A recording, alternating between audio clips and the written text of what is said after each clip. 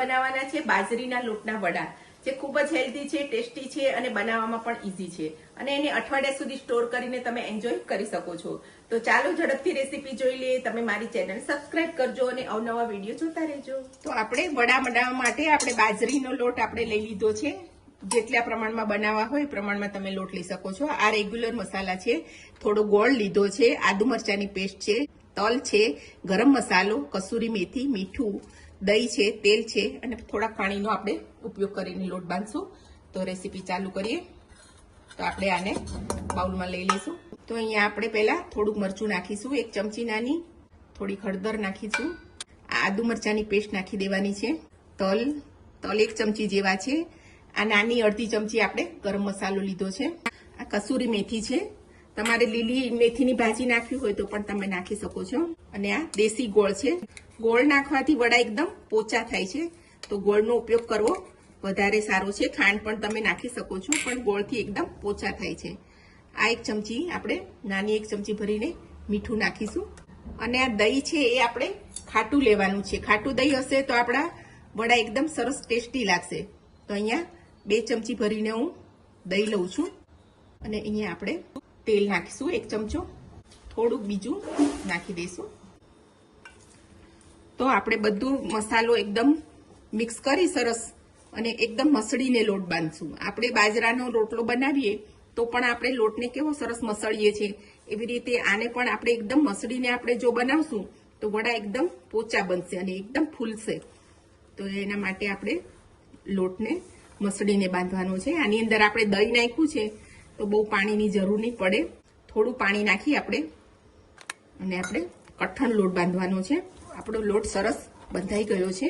બહુ ઢીલો નહીં અને એકદમ કઠણ નહીં એવો આપણે લોટ બાંધવાનો છે. જેવો પરોઠાનો થેપલાનો આપણે બાંધતા હોઈએ એ રીતનો આપણે લોટ બાંધી લેવાનો છે.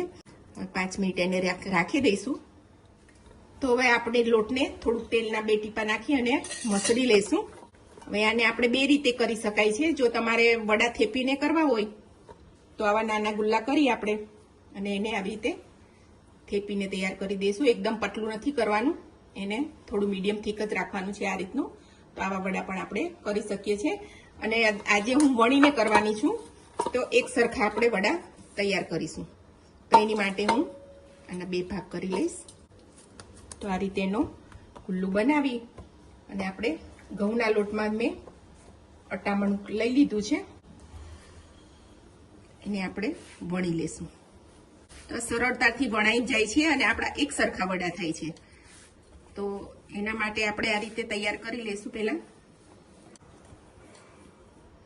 તો આટલો જાડો રોટલો જ આપણે રાખવાનો છે.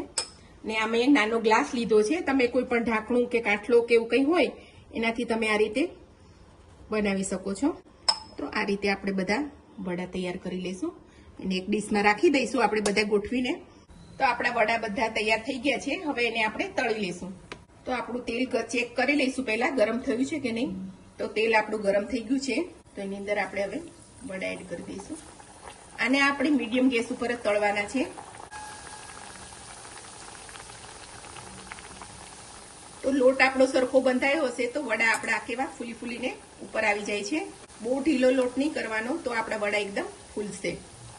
તો આપણે ફૂલીને વડા ઉપર તરવા માંડ્યા છે. હજી આપણે એને થોડી વાર રહેવા દઈશું. મેં ગેસ ધીમો કરી નાખ્યો છે. ધીમા ગેસે આપણે તળવાના છે. તો આપણા વડા તળાઈ ગયા છે, એકદમ ફૂલી ગયા છે આપણે. હવે આને કાઢી લઈશું આપણે.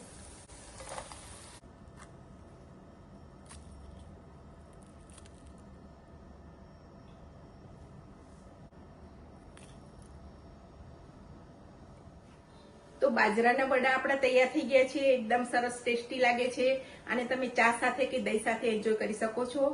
તો આ રેસીપી તમે જરૂરથી ટ્રાય કરજો. મારી ચેનલને સબસ્ક્રાઇબ કરજો, લાઈક કરજો અને શેર કરજો.